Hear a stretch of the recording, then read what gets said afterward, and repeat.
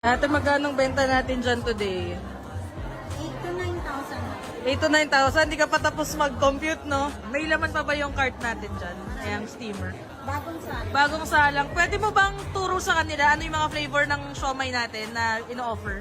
Japanese from Tapos, Hong Kong and Taiwan. tapos ano yung pinakamabenta sa apat na yan? Japanese Magkano yun? 55 lang. 5 pieces. 5 pieces. Nasa iba kasi, 4 lang kasi, no? Tayo, 5 pieces. Di ba kapag nag-franchise sila nito, hindi naman sila madadayaan, di ba? Yung mga franchisee. Kasi naka-inventory. Kwentuhan mo nga kami paano ka nag-inventory. Ito lang po ng mga product. So, per pack yan, alam na agad kung magkano yung kikitain mo per pack. Tapos, yung ganitong lalagyan, kasama din sa inventory.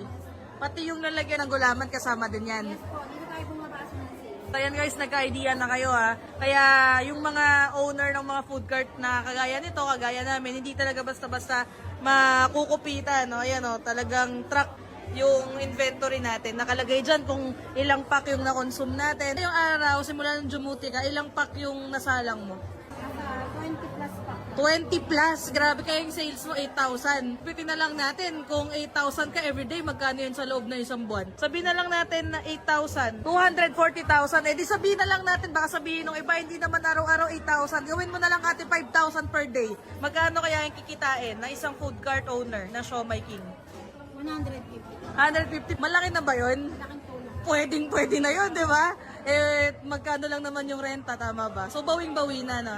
So, again, nare-recommend mo ba yung negosyo natin ng Siomai King? Siyempre lang. Soon, hindi na yan magtitinda ng siomay kasi soon, magpa-franchise na